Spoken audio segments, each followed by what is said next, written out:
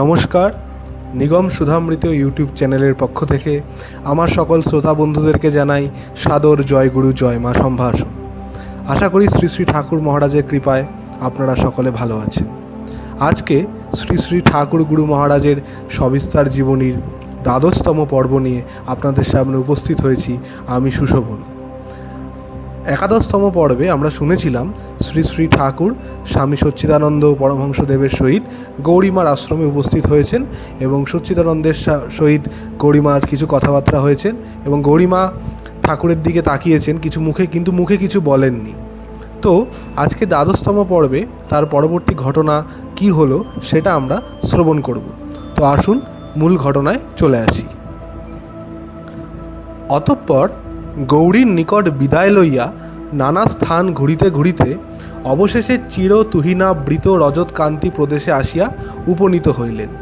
এই সেই ত্যাগভূমি বদরিকাশ্রম, যেখানে একদিন এক বদরী বৃক্ষের নিম্নে বসিয়া মহামুনি ব্যাস তাহার তপপ্রভাবে সমস্ত ভারতকে পুণ্যভূমি করিয়া তুলিয়াছিলেন। এই সেই পুতভূমি, যে স্থানে স্বয়ং শঙ্করাচার্য অয়মাত্মা ব্রহ্ম উপলব্ধি করিতে সন্ন্যাসী মাত্রকেই সংকেত করিয়া গিয়াছেন। এই সেই ভূমি, যেখানে ইহলোকের বাসনা কামনা দূরে ফেলিয়া মানব তাহার স্বরূপ উপলব্ধি করিতে আইসে। এখানে গুরুর সহিত স্বামী নিগমানন্দ বিমল শান্তি অনুভব করিতে থাকিলেন এবং কয়েকদিন অবস্থান করিয়া আত্মধ্যান করিতে লাগিলেন। অতঃপর কয়েকদিন পরে মানস সরোবর দর্শনে যাত্রা করিলেন। কয়েকদিন পথাতি বাহনের পর তাহারা মানস সরোবরে আসিয়া উপস্থিত হইলেন। কি অপূর্ব সৌন্দর্য! মরজগতে হিমাদ্রির নিভৃত নিলয়ে এমন নয়ন মনোবিমোহনকারী দৃশ্য লুক্কায়িত আছে, তাহা ইতঃপূর্বে নিগমানন্দ কখনো কল্পনায়ও আনিতে পারেন নাই।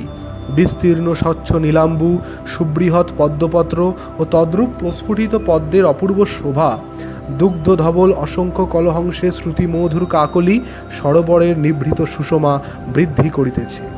এইরূপ অদৃষ্ট পূর্ব দৃশ্যে আনন্দাধিক্য বশত অকস্মাৎ নিগমানন্দের পূর্বে দৃষ্টি খুলিয়া গেল।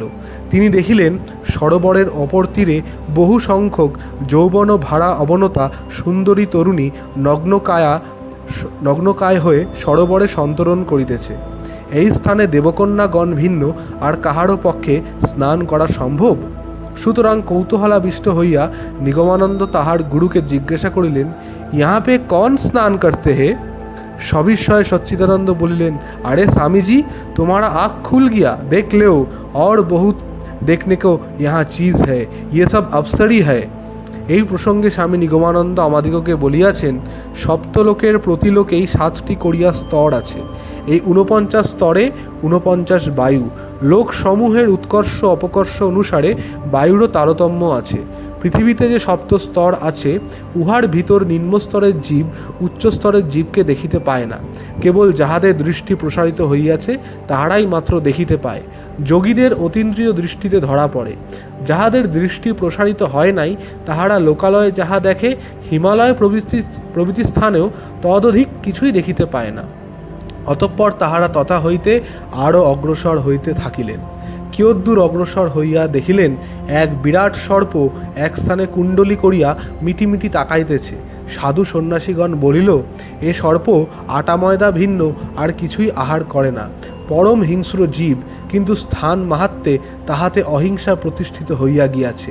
এই সর্প প্রসঙ্গে সচ্চিদানন্দ বলিলেন, আরে বাচ্চা, ক্যা তুম দেখেগা और क्या हम बोलेगा, ये सांप परमहंस हो गया। স্বামী নিগমানন্দ চমৎকৃত হইলেন। গুরুর পিছনে পিছনে নিজের অবশ দেহরথ চলিতে লাগিল। হিমাদ্রি তাহার বুকে যে কি অমূল্য সম্পদ ধারণ করিয়া আছে, তাহা ধারণা করিয়া তাহার বিস্ময়ের অবধি রহিল না। স্বামী নিগমানন্দের দৃষ্টিপথে আরও কত শত দৃশ্যপট যে খুলিয়া গিয়াছিল, তাহার বিবরণ দেওয়া বৃথা প্রয়াস মাত্র। পথাতি বাহন হেতু শ্রান্তির জন্য অতঃপর তাহারা পুষ্করে ফিরিতে মনস্থ করিলেন। পুষ্করে ফিরিবার পথে গৌরীমার আশ্রমে সশিষ্যে সচ্চিদানন্দ পুনরায় আসিয়া উপনীত হইলেন। গৌরীমার সহিত সাক্ষাৎ করিয়া বিদায় লইবার সময় স্মিত মুখে নিগমানন্দের দিকে দৃষ্টিপাত করিয়া গৌরীমা সচ্চিদানন্দকে বলিলেন, अगर तुम्हारा ये सागरेत कभी निर्विकल्प में आ गया तो उसको मेरे पास भेज देना। কথাটি গৌরী এরূপভাবে বলিলেন যে উহা যেন নিগমানন্দের কর্ণে পৌঁছিল। অতঃপর ওই প্রসঙ্গে আলোচনা করিতে করিতে তাহারা আশ্রম হইতে বাহির হইলেন ও নানা চটিতে বিশ্রাম করিতে করিতে আরও একটি আশ্রমে আসিয়া উপস্থিত হইলেন। বদ্রিকাশ্রম যাইবার সময় এই আশ্রম হইয়া গিয়াছিলেন।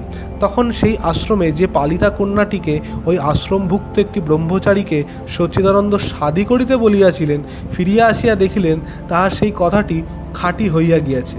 ওই ব্রহ্মচারীটি তাহাকে বিবাহ করিয়া স্বামী স্ত্রীভাবে বসবাস করিতেছে। তাহাদের এই নতুন গৃহস্থালিতে অনেক জিনিসপত্রের অভাব দেখিয়া সচ্চিদানন্দ কয়েকখানি থালা বাসন কিনিয়া তাহাদিগকে উপঢৌকন দিলেন। এই আশ্রম হইতেই সচ্চিদানন্দ নিগমানন্দকে অন্যান্য ধাম একাকী পরিভ্রমণ করিবার জন্য বিদায় দিলেন। অতঃপর নিগমানন্দ দ্বারকা অভিমুখে রওনা হইলেন ও পদব্রজে বহুদিন পথাতি বাহন করিয়া দ্বারকায় আসিয়া উপনীত হইলেন। দ্বারকা ঐশ্বর্য ক্ষেত্র। এখানে ভগবান এক নরলীলায় যতটা সম্ভব ঐশ্বর্যে লীলা খেলা করিয়া গিয়াছেন। ভারতের অন্য কোথায়ও ঐরূপ ঐশ্বর্য প্রকটিত হয় নাই। এই স্থানে শঙ্কর সারদা মঠ স্থাপন করেন। এই স্থানে সামবেদের তত্ত্বমসি, সেই তুমি হও, অর্থাৎ তিনি যে আমি, তাহারই প্রকাশ আমার ভিতর দিয়া, অথবা তিনি ও আমি চিদ অংশে এক, এই সমস্ত ভাব হৃদয়ের অভ্যন্তরে ফুটাইয়া তুলিতে হইবে। তিনি যে প্রতি জীবের ভিতর দিয়া প্রকাশ পাইতেছেন, ইহা পুস্তকাদির সাহায্য অপেক্ষা এইভাবে তদ্ভাববোধক তীর্থে গিয়া বিচার করায় সহজে প্রত্যক্ষ জ্ঞানের দিকে লইয়া যায়। কারণ বৈদান্তিক সন্ন্যাসী জ্ঞানপন্থী। নিগমানন্দ ওই সময় আসিয়া দেখিলেন যে উক্ত মঠে কোনো মহান্ত নাই। মঠের কর্তৃত্ব যাহা কিছু আছে সমস্তই একটি বৃদ্ধার হস্তে। কিয়দ্দিবস তথায় অবস্থান করায় বৃদ্ধাটি তাহার উপর আকৃষ্ট হইলেন। স্বামী নিগমানন্দ বৃদ্ধাটিকে মা বলিয়া ডাকিতেন। বৃদ্ধা তাহাকে পুত্রের ন্যায় বিশেষ আদর যত্ন যে কেন করিতেন, তাহার উদ্দেশ্য এই যে উক্ত মঠে কোনো মহান্ত না থাকায় বৃদ্ধা তাহাকে দ্বারকা মঠের মহান্ত করিবেন স্থির করিয়াছিলেন। দ্বারকা মঠে বেশ কিছুদিন আরামে অবস্থিতি করিতেছেন। এমন সময় একদা এক ভৈরবী আসিয়া তথায় উপস্থিত হইল। ভৈরবীটি পূর্ণ যৌবনা, হস্তে ত্রিশূল। তাহার সহিত স্বামী নিগমানন্দের সাক্ষাৎ হইল।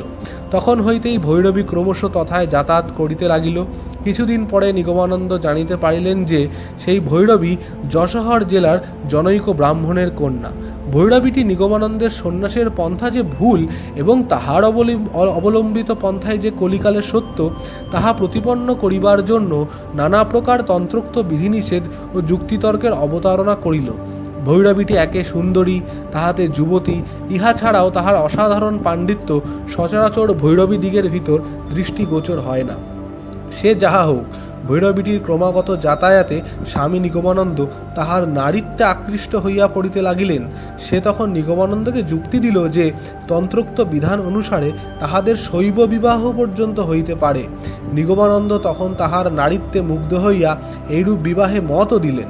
ভাবিলেন, মন্দ কি, মঠের কর্ত্রী তাহাকে মহান্ত মনোনীত করিয়াছেন, সুতরাং মঠে মহান্তগিরি করাও যাইবে এবং তন্ত্রোক্ত বিধান অনুসারে বিবাহ করিয়া ধর্মজীবন যাপন করাও হইবে। ধর্মাচরণ করিতে গিয়া উভয় দিক বজায় রাখা, এইরূপ শৈব বিবাহের দিন পর্যন্ত স্থির হইয়া গেল। বিবাহের পূর্বদিন রাত্রে মন দৃঢ় করিয়া তিনি নিদ্রিত হইলেন। নিদ্রিত হইয়া স্বপ্ন দেখিলেন ভৈরবীর সহিত তাহার বিবাহ। ভৈরবী তাহার পার্শ্বে আসিয়া বসিয়াছে। স্বপ্নে তাহার মনের ভিতর নববধূ সমাগমে যেরূপ কৌতুকময় ভাব আইসে, ঠিক সেইরূপ ভাব আসিয়া উপস্থিত হইল। এমন সময় গুরুদেব স্বামী সচ্চিদানন্দের হাঁটিবার সময় তাহার হস্তস্থিত 4 সের ওজনের চিমটার যেরূপ ঝনঝন শব্দ হইত, নিগমানন্দ যেন তদ্রূপ শব্দ শুনিতে পাইলেন ও সঙ্গে সঙ্গে তাহার ভাবান্তর উপস্থিত হইল। তাহার মনের ভাবের পরিবর্তনের সঙ্গে সঙ্গে তিনি দেখিতে পাইলেন যে ভৈরবীর সর্বাঙ্গ মাখনের মতো গলিয়া পড়িতেছে। সর্বাঙ্গ গলিয়া গিয়া অবশিষ্ট রহিল তাহার কঙ্কাল রাশি। আর সেই কঙ্কাল তখন সেই 2 বাহু বেষ্টনীতে নিগমানন্দকে আলিঙ্গন করিতে উদ্যত হইল। সঙ্গে সঙ্গে তিনি চিৎকার করিয়া ঘুম থেকে উঠিলেন এবং তাহার নিদ্রাভঙ্গ হইল। নিদ্রাভঙ্গ হইবা মাত্র তিনি শয্যা হইতে উঠিয়া পড়িলেন ও অবিলম্বে তাহার লোটা কম্বল লইয়া বাহির হইয়া পড়িলেন। মঠের কর্ত্রী বৃদ্ধার তাহার চিৎকারে নিদ্রাভঙ্গ হইল। সে শশব্যস্তে গাত্রোত্থান করিয়া গৃহাভ্যন্তর হইতে বাহিরে আসিয়া নিগমানন্দের পথরোধ করিয়া দাঁড়াইল, যাহাতে তিনি মঠ ত্যাগ করিতে না পারেন, কারণ বৃদ্ধা যে তাহাকে পুত্রাধিক স্নেহে ভালোবাসিয়া ফেলিয়াছে। কিন্তু নিগমানন্দ তাহাকেও ধাক্কা দিয়া ফেলিয়া দৌড়াইলেন, এমন দৌড় দিলেন যে কোথায় কতদূর গিয়া তাহার দৌড় থামিল তাহার ঠিক ছিল না।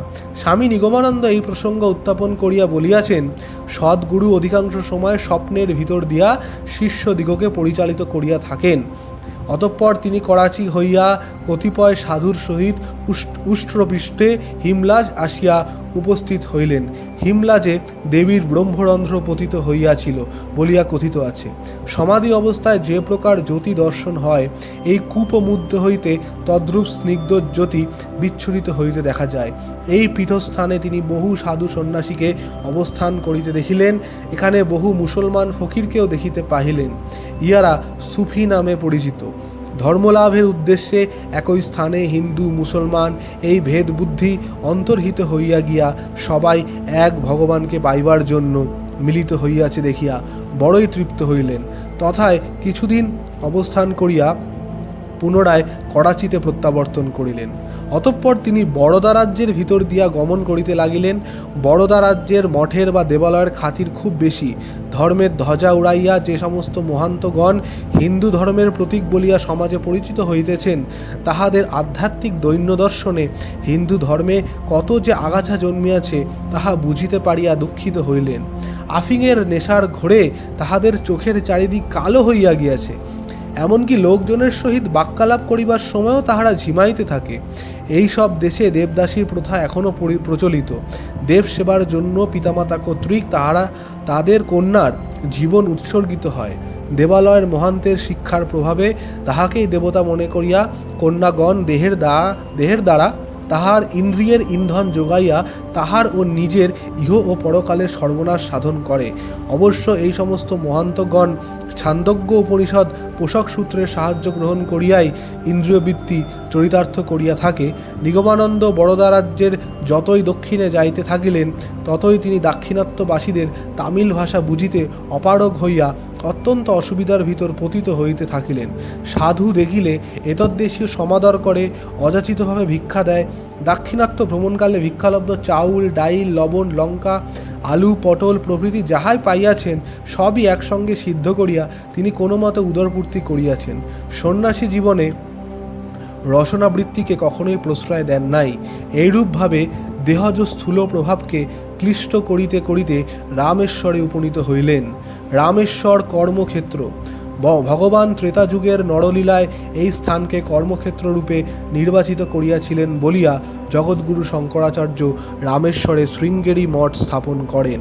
এই মঠে আসিয়া বৈদিক সন্ন্যাসীগণ যজুর্বেদের অহং ব্রহ্মাস্মি এই মহাবাক্য ধ্যান, অর্থাৎ আমি দেহাতিরিক্ত বস্তু আত্মা এবং সেই আত্মাই অসীম অনন্ত, ইহাই ধ্যান করিয়া নিজের সত্তাকে ব্রহ্মসত্তায় নিমজ্জিত করিয়া ব্রহ্মভাবে ভরপুর রহিবেন। ইহাই এই মঠে আসিয়া বিচারের তাৎপর্য। নিগমানন্দ এইভাবে কিছুদিন অতিবাহিত করিয়া মাদ্রাজের ভিতর দিয়া শ্রীক্ষেত্রে উপনীত হন। শ্রীক্ষেত্র ভোগক্ষেত্র এবং পুরুষোত্তম তীর্থ। পুরুষোত্তম জগন্নাথের বাহ্যিক ভোগের বহরটা পুরীতে যেরূপ শরণাতীত কাল হইতে চলিয়া আসিতেছে, তদ্রূপ আর কোথাও দেখা যায় না। এই ভোগক্ষেত্রে শঙ্করাচার্য কর্তৃক গোবর্ধন মঠ স্থাপিত হয়। ঋগ্বেদের মহাবাক্য প্রজ্ঞানানন্দম ব্রহ্ম এই স্থানে বিচার্য। অন্তঃকরণ বৃত্তিকে ব্যাপিয়া যে চৈতন্য, যে চিৎ সত্তা সমগ্র বিশ্বে পরিব্যাপ্ত, সর্ববস্তুতে অনুস্যূত, আমাদের অন্তরেও যাহা বিরাজিত, যাহা সৃষ্টি স্থিতি প্রলয়ের কারণ, তাহা প্রজ্ঞান বা ব্রহ্ম। এই প্রজ্ঞান বা ব্রহ্মকে জানিবার, অনুভব করিবার, সেই সত্তাতে পরিণত হইবার বিষয় ধেয় এবং বিচার্য। পূর্বোক্ত মঠত্রয় আত্মার সহিত ব্রহ্মের ঐক্যই বিচার্য ছিল। এইক্ষণে ব্রহ্মের স্বরূপ বিচার্য ও ধেয়।